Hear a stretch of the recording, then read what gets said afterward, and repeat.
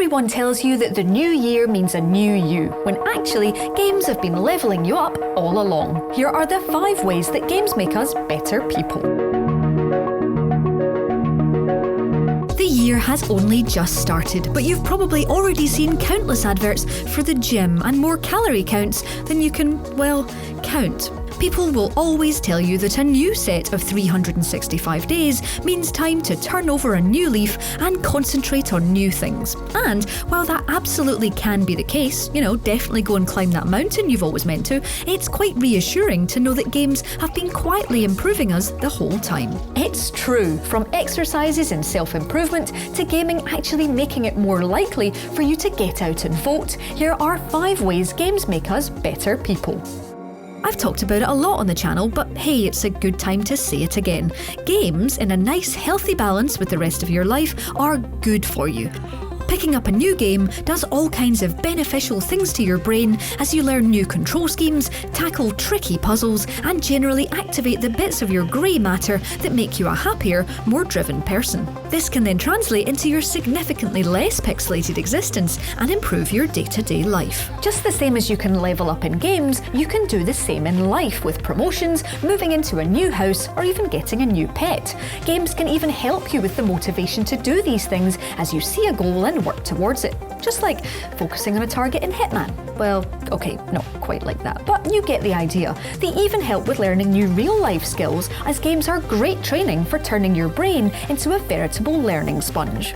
I'll get on to how they help with exercise goals later on, but when it comes to actually teaching your brain a new skill, gaming brains are much more reactive to the learning process. Just think, every time you pick up a new game, you have to get used to a new control scheme, quickly adapting to your new fresh set of buttons.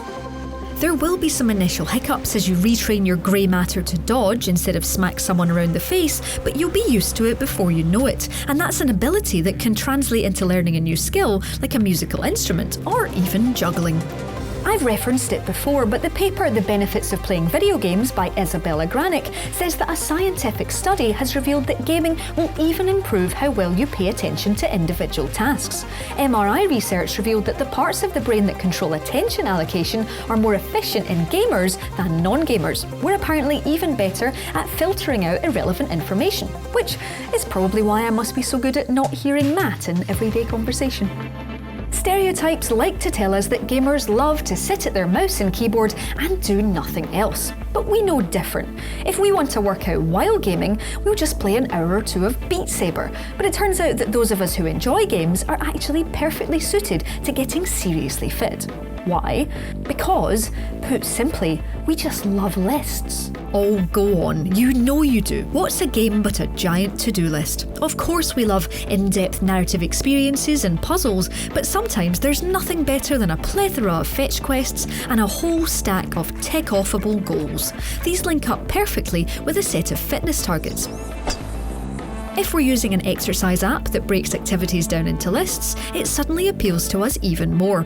Gentle gamification is exactly what we need to get to the gym and stay there, instead of, well, just going in January and still paying for the whole year. And this isn't just me making this up because I want to feel better about it. In an article called Why Gamers Are a Great Fit at the Gym, co-author of the book Glued to Games, How Video Games Draw Us In and Hold Us Spellbound, Dr. Scott Rigby, talks about the physiological needs that games satisfy and how they match up with exercise. He says that gaming goals are always clear, making us much more likely to understand progression in a training environment.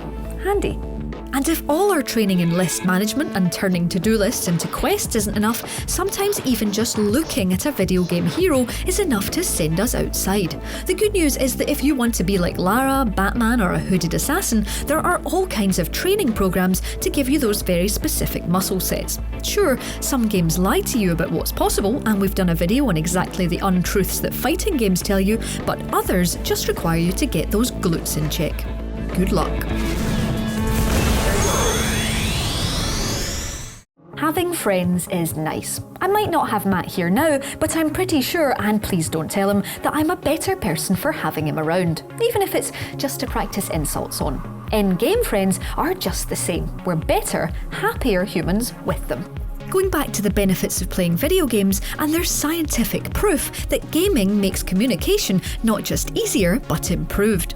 A study concluded that children who play pro-social games are more likely to exhibit helpful behaviours with other children. So the more we play with others, the more useful and helpful we are in our day-to-day lives. The more we play, the more empathetic and understanding we are every single day. But that's not all. Sure, it's nice to be helpful, but it turns out that games affect our likelihood to be involved in our community. Research has been focused on the civic engagement of gamers, and a large US study actually discovered that adolescents who played games like Guild Wars 2, where you have to consider a community, were more likely to be involved in charity work, volunteering, and ensuring that everyone is voting. Who says gaming can't change the world?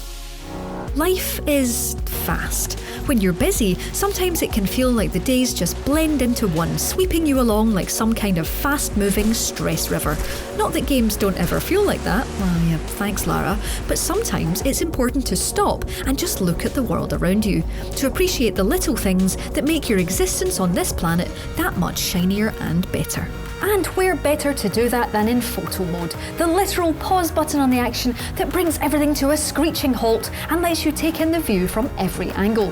Photography is a known stress management tool. It takes you outside, lets you look at nature, but also lets you see everything in exactly the way you want. If you want to concentrate all of your attention on that one particular building and definitely not think about what it would be like to have a haystack under it, you do just that.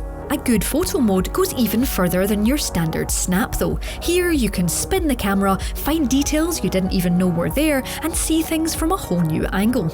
Even once you've found the right one of those 360 degrees when it comes to tilt, you can get more creative still by adding filters, unique focus points, and zoom in and out until everything is just right. Perfect. And don't stop at just keeping your best images in your hard drive. Share them as you would your standard photography. Get your social media overflowing with your perfect captured artistic moments. The even better part is that you'll probably find when you're outside, you'll find yourself framing things similarly to your photo mode shots. You might not have the power to add and take away the real human beings, please don't try, but you'll still be pausing real life just to take in the moment with your camera. And that's a very good thing indeed. I've talked a lot in previous videos about how games mirror the real version of us, whether being evil in a game means we're actually evil in real life, thankfully not, or whether we're just testing social boundaries and learning more about our interactions with other humans. Yep, at least that's the excuse I give to Matt. It does make sense though that games actually make us better people by showing us our true selves or one version of us, but they also give us something else equally rewarding. Sure, The Sims 4 can make us feel bad about doing terrible things in the name of psychological experimentation, but it also gives us something else. Time. Yep, that existential delight. The minutes and hours we spend in games are time just dedicated to us and a great place for some all-important self-reflection and relaxation. Whether it's in the aforementioned photo modes as you frame up that perfect shot, or if you're crossing the infinite galaxies of No Man's Sky, we're giving ourselves time to think and process. That might not sound like much, but as we start a new year and already start filling in work and social calendars, the time we give to games is precious. That's not just because all time is important, but because the time we spend playing video games is hours and hours alone. It's time to think, process, and consider decisions. It can even be time to enjoy something like a podcast. Load up your favourite open world, go for a walk, and get listening to even more brilliant stories in your ears. So that's the 5 ways that games make us better people. Let me know in the comments below if games have inspired you in any way. Drop us a like if you enjoyed the science, and don't forget to subscribe to Logitech G for more videos just like this one. And remember, if you do already subscribe, please hit that notification bell so you know exactly when our next video lands.